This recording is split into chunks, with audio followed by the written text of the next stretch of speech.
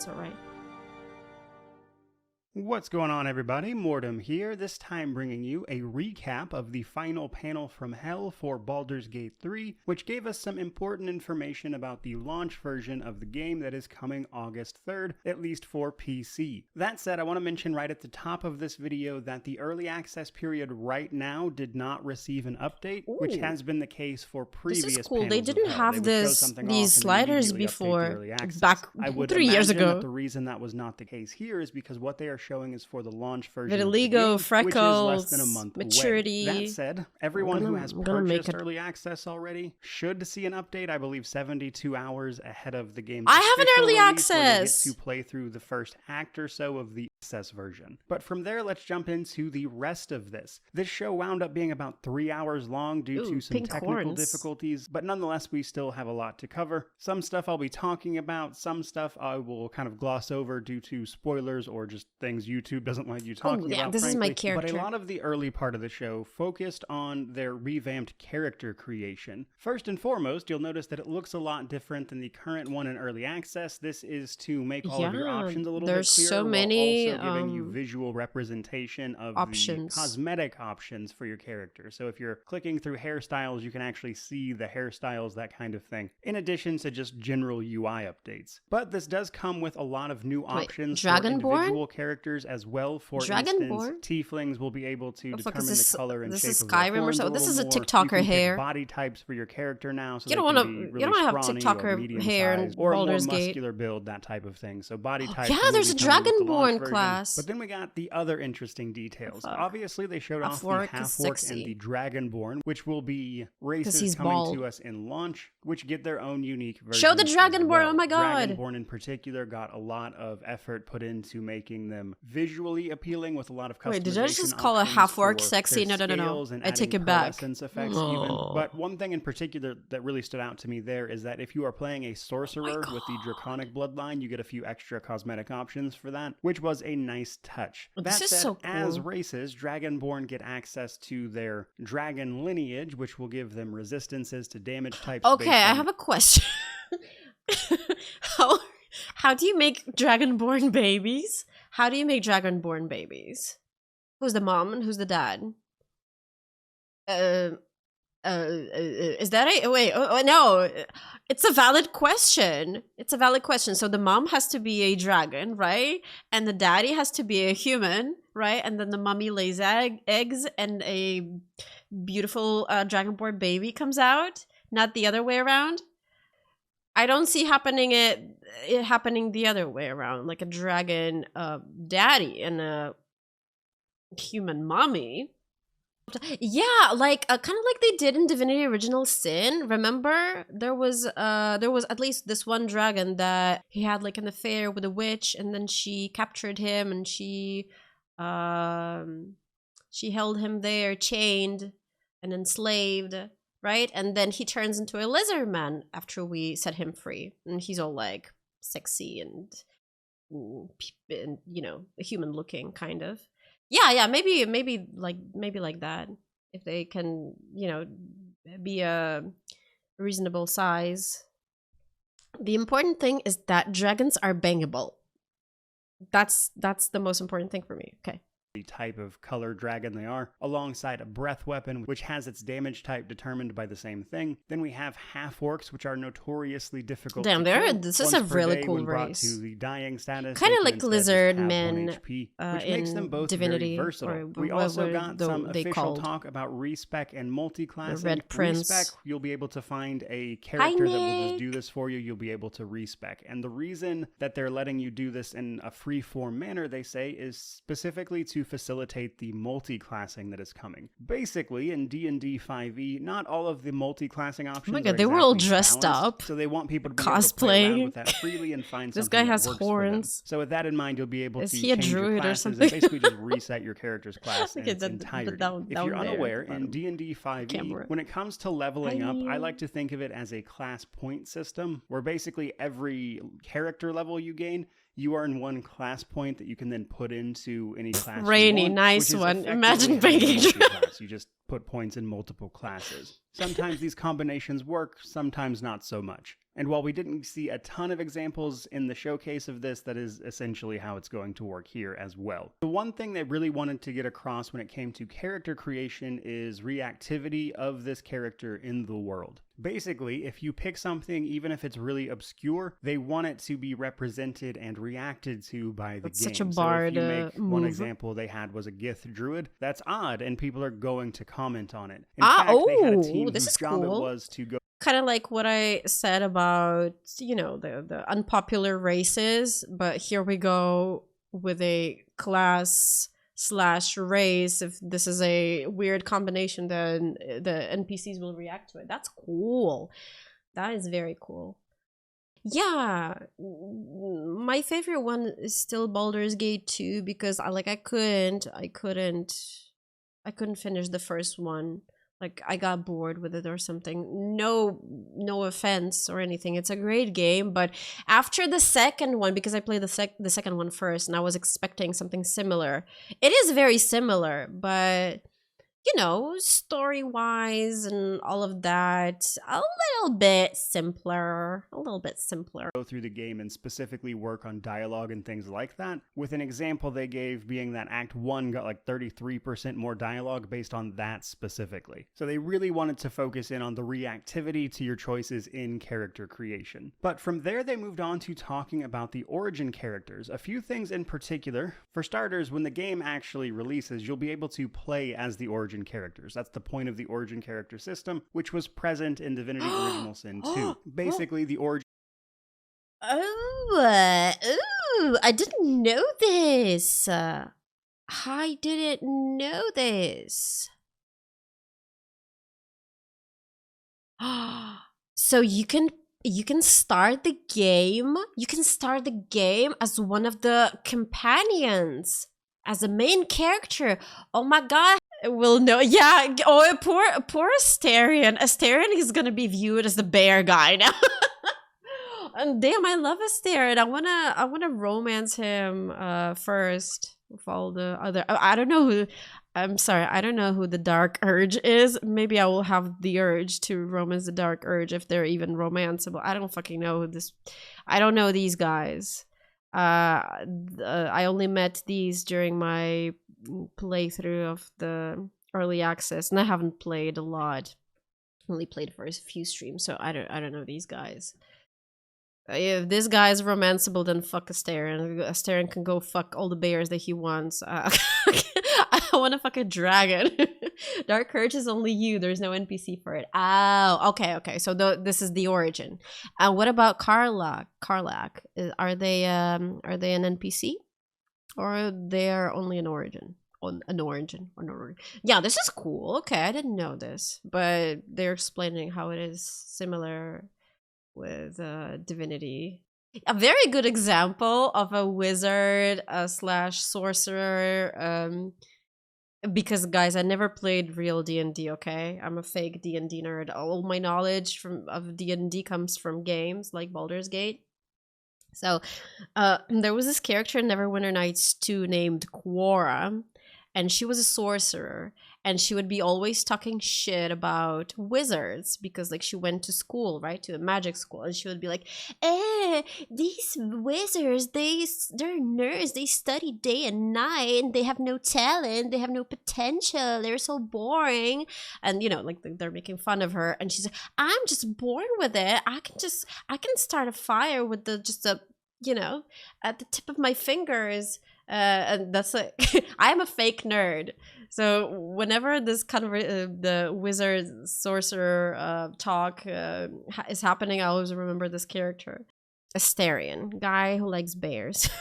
Characters are pre-generated characters for the most part that have a very specific story that ties into the main plot somehow. So when you're actually playing as the origin characters, you'll be able to make decisions about how that plays out. Whereas if they are just in your party, for instance, they'll more than likely act in a set way most of the time outside of your own influence on their character. But nonetheless, we still have some more interesting information to talk about here in regards to origin characters. Keep showing For starters, we got Astarion. the reveal of the brand new one following a sort of murder mystery thing they were doing online up to this point to reveal the Dark Urge. The Dark Urge is a really interesting take on an origin character because it is the only origin character that is not a predefined character, so to speak. It is rather a story that you'll attach to a custom character. So you'll make a character like normal in that it is customizable. It can be any race or class combo you want. But the origin story for this character is that you've been granted this dark urge to murder and maim everyone you see, which makes this a prime candidate for the murder hobo option, though technically that option is available to everyone. But this character woke up with no memories. They don't know who they are, where they come from. They just have an extreme urge to kill. And their story is going to be about resisting this or leaning into it and finding out where it comes from. So as far as origin characters go, it's very unique. And I'll probably talk a little bit more about this in its own video because it's just a very odd origin character. Though it does seem like the default appearance for this is a white dragonborn, but it is customizable. Okay. Nonetheless, though, we also got some more interesting information. At least in Divinity, it was like this. So you pick an origin and, it's an origin. It's not a class, right? You pick an origin, which is a character, and then you assign whatever class you want to them. So I guess they're going to do the same in Baldur's Gate. Well, for starters, we got the other recently revealed origin character, Bye, Karlach, Gale. a tiefling barbarian who fought in the Blood War in the first layer of Hell, Avernus. She has an infernal heart. That is to say, she's been modified in some way where her heart is not her original one. This is why she is like literally spouting flames out of her body to some degree, based on how worked up she gets. This plays into her origin story as well as her events and things around her, as there will be times she is very literally on fire. That said, she is a good character. Her intentions and goals are good aligned, so to speak. Which is interesting because her appearance in Early Access, this is a character we could already meet. She just wasn't available to join our party. Actually, okay! Oh my god, yes! So, okay, she's a recruitable character. So you know what that means. You know what that means, right? Is one of the more interesting quests in Early Access, so it'll be interesting to see that play out over the course. Oh, is that Jaheira? Oh my god, is that Jaheira? Guys, in the, is that Jaheira? That is Jaheira. That is Jaheira 100%. Guys, Jaheira is a recruitable companion. That's her. 100%. Mark my words. That's Jaheira, okay? I'm calling it. With her in particular. Now, another thing they mentioned that really stood out to me is that one of our origin characters we've had access to already, Will, is getting a rework. We won't be able to see this until launch, of course, but basically Will was the least popular of the origin characters, so they decided to change that up a little bit. His story, which they thought was already interesting, didn't really come into its own until much later in the game, so they decided to bring that up to speed faster, and they did. Will kind of, I don't know, I haven't played through the whole early access, but Will gave me like Alistar vibes. His personality. Like, I don't know, there was something about him. There was something off about him, but I can't remember because it was like 3 years ago. So maybe like he's interesting because of that. But like his personality, I don't know. Didn't find him. He's a wimp. Shut up. Will felt meh when you play. Wait, Will. Oh my god. Wait, Will. Oh my god. Will or Gale? Oh my god. I'm sorry, Gale.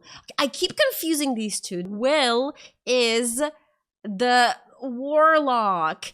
Gale is the mage guy, right? I keep confusing those two. This by rewriting a lot of it, with one of the key things they wanted people to know is that he and Karlach want to kill each other. You want to confuse me even more. And what comes of it is ultimately down to you as a player, but out of the gate, Will and Karlach will be very murderously opposed to one another. I want to go on a date. Wait, I want to go on a date, a first date. No weapons, no monsters, no mysterious voices, just you and me and dinner. See, she's romanceable.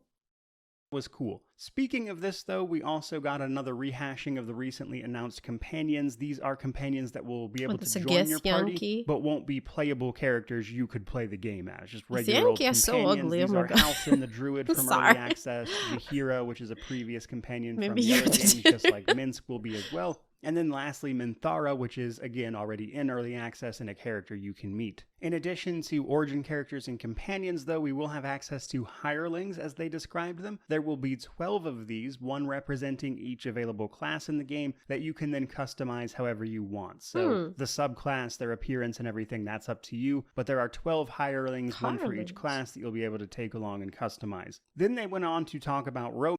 So hirelings will take space in your party just as regular companions, like story companions. I don't know. I don't see a point. I mean, okay, maybe if there are not enough recruitable companions with a story, right? Hirelings are a good solution. They're customizable. Yeah, but like they're not real. Like I'm talking like the recruitable companions are real, but you know what I mean. They don't have their own personality or anything. They're just like pawns. What's the what's the interest?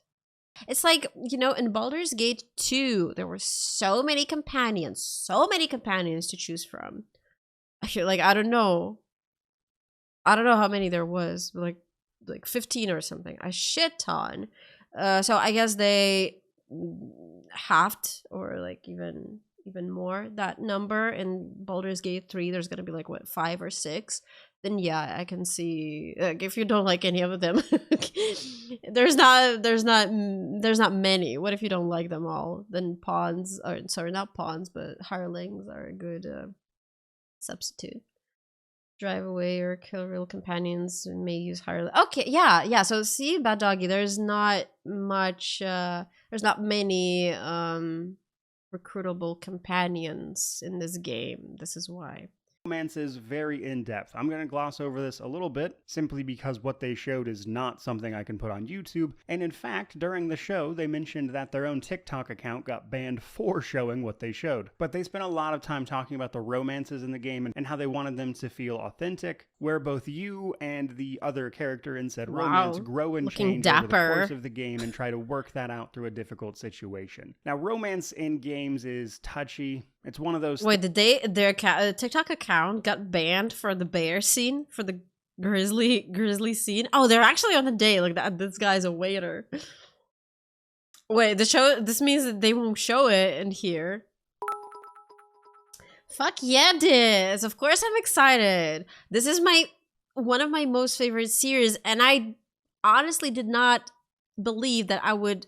Dang Tibbs, looking excited there. That I would live to see, a new game, and so good, such a good game, So I think the first time I heard about the Baldur's Gate 3 was like around 4 years ago, and since then I've been very excited every time I would talk about it.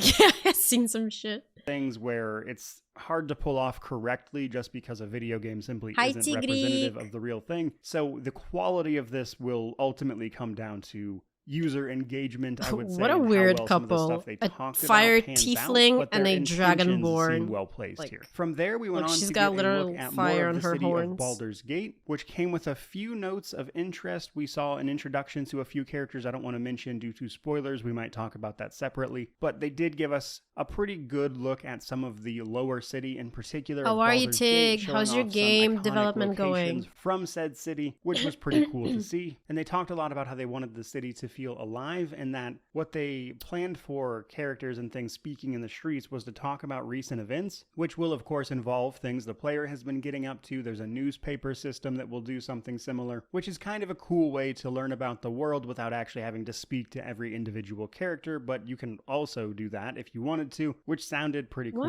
From there, they went on to talk about combat a little bit, specifically the difficulty options they have in mind. They talked about this previously during an update, so I don't have much to add here, but basically they're adding, in addition to the current early access version, which is just normal difficulty, they're also adding a difficulty called Explorer and Tactician. Explorer is story mode, it's easy, you just want to see the narrative, talk to the characters, that kind of thing. Tactician will significantly overhaul combat encounters to make them more difficult, and essentially you'll need to be very familiar with the system and the game to Oh, I don't know if I want to play on Explorer or Tactician. Because I remember restarting my Divinity playthrough because I thought it wasn't challenging enough, the combat. So I might try to play on Tactician. Or we'll see. succeed. They also showed off a lot of the upcoming monk class, some of which they substantially house ruled to make sure it feels more impactful. I don't know if I follow on you. Basically, this character will be if able I'm to subbed to do you on martial YouTube, arts I have to or check. be a I think shadow I monk, am. which will allow them to be a more stealthy character, which will get an ability called Shadow Strike to allow them to Shadow teleport Strike. and stealth behind He said enemies Shadow and do sneak Strike. attacks. Then there is the Way of the Four Elements, which allows them to cast versions of spells in addition to their melee abilities. So it seems like the monk will be a good character. They also showed off some split-screen local co-op. It looks like they were doing this on console, so I think they were showing us a bit of the console UI at the same time, which we haven't really seen up to this point, or at least much of, which was kind of interesting. But basically, the game will have local split-screen co-op, even on PC. Yeah, this looks Then they went on to very talk about the story and console. cinematics of the game. One thing I actually really liked here, because I mentioned it in my video talking about some of their recent updates, is that their claims about 174 Yes, hours Tigric, of I would like cinematics, that. I believe it was worded a little bit oddly, and they cleared a lot of that up during this show, which I appreciated. Mostly they were just confirming what everyone was already assuming, but again, it was worded weird, and that the 100... So if you were concerned... My God! Did you see that elephant? What the hell was that? Wait, I want to see the elephant again. So if you were concerned about having to watch just like tons of cinematics back to back, no, that's not what they're going for at all. That said, they did a bit of a deep dive into their cinematic team and what building that up from the ground basically looked like, as they didn't have one prior to this game. And there was a lot of cool information about that as well, and some of the things the team members worked on, which they seemed really proud of, so I wanted to mention it specifically. Now, from there, they showed off a few more things, but some stuff I don't really want to talk about too much due to spoilers. They went on to show off the collector's edition, but then they also showed some very spoiler heavy stuff from Act 2 of the game, so immediately following what we have access to in early access, which was really cool to see, but full of spoilers, so I don't want to talk about it in this Blazer. video. We did get a few answers about a few different things in that section, however, I might talk about it separately, I appreciate or you could just go watch the end of that live stream yourself if you're really curious about that part in particular, as it was pretty cool. Perfect. Thank you so much for no spoilers. Some of the subclasses they talked about. They didn't go over this a ton, so I wanted to separate it out from the other part of the video, but thank you, a little bit about thank you. some of the subclasses they announced that were coming to the launch version, which were new, which was cool. But they specifically mentioned that some of the subclasses won't actually be available right away in character creation, but rather due to narrative reasons, you would have to unlock them during gameplay, which is how it works in the tabletop for some of them. They specifically mentioned the Gloomstalker Ranger as one of these, and from memory, I believe there is a Paladin one as well. I want to say it was the Oathbreaker, though that wasn't part of the show, that was just previous knowledge. So my point is, even during character creation, it's important to keep in mind that there will be important class choices potentially that are tied to the game and not the character creation screen, which is really cool to see, but deserved a note here at the end. That said, that is pretty much all of the important highlights of this particular panel from Hell, and now that we know like the full scope of what the launch version of a lot of things is going to look like, I'll be covering that over the course of July, talking about a few things that they talked about in this show, as well as their current representation in early access, things like classes, the origin characters, stuff like that. But with less than a month away from the full launch of this game, it is shaping up to be a really great game just by the looks of everything they've shown off, and I'm very excited for it. I did want to mention real quick before we finally wrap this up, though, that they mentioned they were struggling with the marketing when it comes to marketing this game because there is so much to it, they're not quite sure what angle to approach it from. which I just thought was really cool because you don't see developers talk candidly about that kind of thing much of the time. And as someone who used to do a lot of like sales type work before I did YouTube, That's Gale. That's Gale. I know you can't really see him, but that's Gale, not Will. Oh, Will is, Will is a cool character. I was hoping that he would be romanceable too. I think he should be. I know that Gale is like 100% romanceable, but Will, yeah, probably too. Yeah, Will is cool. But that's Gale. Find stuff like that interesting, but just something I wanted to note. That, though, is going to do it for this video. That was basically everything shown off at the panel from Hell, which was a really good showcase. And if you're looking forward to any of this stuff or the launch version or anything else you want to talk about, don't forget to leave it down in the comment section below, which of course means like, comment, subscribe, all that YouTube jazz. But regardless of any of that, truly, just thank you so much for watching. I really do appreciate it. May you wander in wisdom and have an amazing day. Guys, thank you so much for watching with me. Thank you. Yeah, this was a cool one. I wish I watched the whole thing, but it was so long. Let me give you a link to the YouTuber again. They have a bunch of Baldur's Gate 3 videos. Let me give you a link here. This is the video we just watched. Go and subscribe to them. I'm gonna do that right now. I haven't subscribed. Okay, all done. They didn't show the scene. I haven't seen it, but I don't want to get banned from Twitch for watching the scene. So I'm not sure. I'm just gonna have to watch it on my own time, I guess. All right, guys.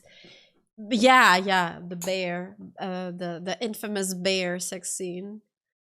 The bare naked scene, the grizzly scene. I don't know how else to call it.